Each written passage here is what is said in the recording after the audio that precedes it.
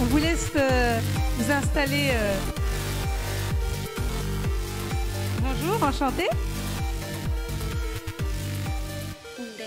Donc vous allez nous expliquer ce qu'est Chronos dans un premier temps et ensuite nous dire comment combiner, connecter, décarboner et durable avec la prise en compte de l'humain, ce qui est quand même très très important puisqu'on le voit depuis le début de cette journée, il faut remettre l'humain au centre de nos préoccupations, notamment avec l'inclusion de tous les citoyens. Donc vous avez 10 minutes pour planter cette belle conférence. En 10 minutes. Très bien.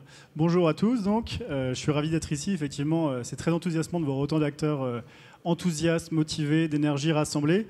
On va attaquer un sujet qui me tient beaucoup à cœur, qui est sociétalement très intéressant. C'est celui effectivement de la place de l'humain dans ce qu'on appelle la Smart City, qui est un terme que j'aime pas beaucoup, mais dans les territoires qu'on va construire ensemble demain. Chronos, donc, dont je m'occupe, est un cabinet d'études et de prospective qui cherche à observer d'abord ce qui se passe dans la ville, notamment la façon dont les technologies et le numérique en particulier changent la façon dont les gens se déplacent, la façon dont ils travaillent, dont ils consomment, dont ils se soignent, dont ils vieillissent sur le territoire, l'impact que ça a sur les formes urbaines. Alors pour faire ça et essayer de comprendre un petit peu ce qui se passe, on mène des études, on fait des observatoires de la mobilité émergente, on travaille sur la façon dont le travail transforme le territoire pour essayer de produire des connaissances nouvelles et puis essayer de donner à comprendre aux décideurs, aux élus comme aux chefs d'entreprise, qu'est-ce qui est en train de se passer dans toute cette effervescence autour du numérique. Quand on parle de territoires du coup connectés, qui sont à la fois durables, décarbonés et inclusifs, il y a des questions qui se posent qui sont des questions majeures. Il y a quelques constats à faire. Le premier, c'est, et vous l'aurez tous noté, que dans la production des services urbains, le numérique aujourd'hui a pris une place conséquente, même primordiale. Vous le voyez quand vous vous déplacez, donc quand on regarde les questions de mobilité, les questions d'énergie, de logement, d'immobilier tertiaire, dans les questions de consommation, partout le numérique a pris sa place et il apporte quelques promesses. Parmi ces promesses, il y a celle de l'optimisation de la ville, de son fonctionnement. Quand on parle de réseaux, que ce soit des réseaux d'énergie, d'eau, des collectes de déchets, quand on parle des transports en commun, des transports publics, le numérique a un potentiel de transformation, un potentiel d'optimisation. Mais cette optimisation managériale, elle ne saurait embrasser toutes les promesses de la ville intelligente et des intelligences numériques. C'est bien autre chose dont on parle quand on parle de la ville de demain. La deuxième promesse, c'est celle d'un potentiel d'innovation. Alors, il y a des secteurs dans lesquels c'est extrêmement évident. Quand on regarde la façon dont on se déplace aujourd'hui, notamment dans les cœurs d'agglomération, le numérique, par sa capacité à rassembler l'offre et la demande, à partager des véhicules, par exemple, a transformé, dans une certaine mesure, la façon dont les gens se déplacent. Et ça, c'est directement une conséquence de ce potentiel d'innovation du numérique. La troisième promesse, c'est le rapprochement du citoyen et l'engagement du citoyen à la fois dans la vie civique, dans la vie politique de la cité, mais également, éventuellement, un jour, dans la co-conception des politiques publiques. Et ça, c'est un sujet qu'on abordera, je pense, dans quelques minutes, extrêmement intéressant, et sur lequel on pourrait faire des constats un peu nuancés sur ce que le numérique a permis d'obtenir aujourd'hui en la matière. Alors, beaucoup de promesses. Est-ce que pour autant, on peut dire aujourd'hui qu'on fait mieux la ville avec moins et pour tous? Est-ce qu'elle est réellement plus durable, plus décarbonée, plus inclusive? Je vais tout de suite lever cet insoutenable suspense en vous disant que non. Ce n'est pas le numérique en soi, ce n'est pas le démiurge numérique qui, tout seul, fabrique une ville vertueuse. Et comme toute technologie, le numérique ne sera que ce qu'on voudra en faire. Alors pour illustrer ce point, je vais prendre quelques exemples. D'abord, on prête au numérique des vertus qu'il n'a pas forcément, notamment en matière de durabilité. Prenons Waze. Waze, certainement, apporte des bénéfices très forts à ses utilisateurs, permet d'éviter les thromboses urbaines, d'échapper aux congestions qu'on connaît tous. Pour autant, Waze n'a pas diminué d'une voiture le parc automobile de nos territoires. Bon, c'est très intéressant, certainement très confortable, mais pour autant, d'un point de vue purement durable ou décarboné, pas très efficient.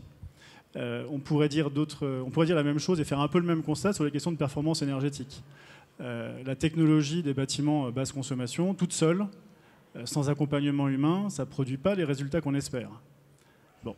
Donc le bénéfice qu'on prête à cette innovation numérique, à ces intelligences numériques, il n'est pas aussi évident qu'on voudrait bien le croire.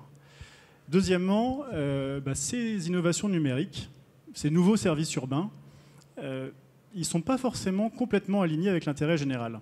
Parfois même, ils seraient un peu orthogonales avec l'intérêt général. Exemple, vous avez certainement entendu parler de ces applications qui permettent de partager les parkings, de mettre votre parking, votre place de parking en location. Je ne citerai pas le nom mais il y en a plusieurs, des entreprises qui font ça. Aujourd'hui, c'est franchement aller à l'encontre des politiques publiques qui vont chercher à décourager le stationnement, à le contraindre pour décourager l'usage de la voiture dans les territoires. Bon, donc c'est pas le seul cas. On pourrait parler d'Airbnb. La valeur créée par Airbnb, au bout du compte, renforce le prix des loyers et participe à un mécanisme d'éviction des populations les plus fragiles de certains territoires. À New York, il faut savoir qu'il y a 40% des offres qui sont postées sur Airbnb qui appartiennent à des gens qui louent plusieurs logements, qui sont dans un business de la location Airbnb. Et ça contribue fortement à faire augmenter les loyers. Donc, c'est pas forcément... qui dit innovation numérique ne dit pas forcément intérêt général. Dernier point, c'était la question de l'inclusivité, de l'inclusion. Alors, quand on parle d'inclusion, on parle beaucoup des personnes. Moi, j'aime bien aussi parler des territoires. On voit aujourd'hui, et notamment dans le domaine de la mobilité qu'on observe beaucoup, que intrinsèquement, l'innovation numérique, elle se focalise sur le cœur des métropoles, un peu moins dans le périurbain et dans le rural. Donc aujourd'hui, on a une offre pléthorique de nouveaux services de mobilité, par exemple, au cœur des métropoles. On n'a pas grand-chose en dehors, et du coup, on a une dépendance à la voiture qui est extrêmement forte. Dire ça, c'est aussi reconnaître que ces nouveaux services que le numérique apporte dans la ville, ils n'ont pas les mêmes exigences, ils ne sont pas soumis aux mêmes exigences d'universalité ou d'égalité que les services publics. Et ça veut dire plusieurs choses. D'abord qu'il faut des compétences numériques, il faut une agilité pour se saisir de ces nouveaux services. Tout le monde ne les a pas. Et donc il y a un mécanisme d'exclusion de certains publics qui sont du mauvais côté de la fracture numérique. Deuxièmement, ils ont des mécanismes de tarification qui ne sont pas sociaux. Et donc, là aussi, il y a, pour certaines personnes, des offres qui sont inaccessibles. Alors peut-être qu'il faut renverser cette question de l'inclusion, et plutôt que de se demander si le numérique est au service des habitants, prendre la question à l'envers et se dire, mais au fond, quel sens a l'innovation urbaine si ce n'est pas de répondre à des enjeux majeurs de la ville? Et en prenant la question le problème de cette façon-là, on va nécessairement remettre l'usager au centre de l'innovation urbaine. Alors ça peut paraître une évidence, et en même temps, on a bien vu que les premières versions de ces smart cities, celles qui qui ont été d'ailleurs largement documentées, c'est pas forcément la démarche qu'elles ont adoptée. Elles ont eu plutôt tendance à mettre la technologie en avant, à être dans des approches qui sont descendantes, un peu top-down. On a poussé de la technologie sur les territoires sans réellement se préoccuper de la façon dont les usagers allaient s'en servir ou de savoir si ça allait réellement répondre aux besoins des habitants. Poser la question de cette façon-là, c'est ce qui conduit aujourd'hui une ville comme Boston. Alors Boston, c'est là où il y a le MIT, c'est un creuset technologique, c'est un creuset de compétences numériques terrible, énorme. Aujourd'hui, Boston dit aux fournisseurs de la Smart City, ne venez plus me voir pour m'expliquer que vos produits sont fantastiques, parce que la première question que je vais vous poser, c'est à combien de personnes, à combien d'usagers sur le territoire avez-vous parlé avant de venir me voir? Et ça, c'est extrêmement intéressant. On travaille à Stein, qui est une ville de la Seine-Saint-Denis, sur justement les questions de numérique au service des besoins des habitants. C'est des besoins extrêmement spécifiques. Quand il s'agit de mobilité, de logement, d'accès aux aménités urbaines, les besoins des habitants de Stein, ils sont spécifiques. Et le numérique peut être un élément de réponse, certainement. Encore faut-il qu'on pose la question dans ces termes. Tout ça pour dire que c'est la grande question à laquelle vous m'avez demandé de répondre en 10 minutes. Je vais peut-être vous laisser... une 30. Il y a encore une 30. Oh, c'est magnifique. La grande question de savoir si et comment faire une ville numérique qui soit juste, qui soit durable. Je pense que ça pose certaines exigences. La première, c'est de réfléchir collectivement à la ville que nous voulons. Et pour le faire, il faut commencer par les usagers, par aller voir les habitants, les associations, les entrepreneurs, les acteurs économiques, et définir avec eux quelles sont les priorités, quels sont les grands enjeux que la Smart City ou les intelligences numériques peuvent nous aider à résoudre. Ça, c'est à la fois extrêmement simple et rempli de bon sens, et en même temps, une belle piste de travail pour les acteurs de la fabrique urbaine. La deuxième chose, elle est moins évidente. On parle beaucoup d'alliance avec la multitude dans l'innovation numérique. Vous avez peut-être entendu parler de ce livre qui s'appelle L'âge de la multitude, justement, et qui explique que le succès des empires numériques, des fameux GAFA, est intrinsèquement lié à leur capacité à nouer des alliances très fortes avec leurs usagers.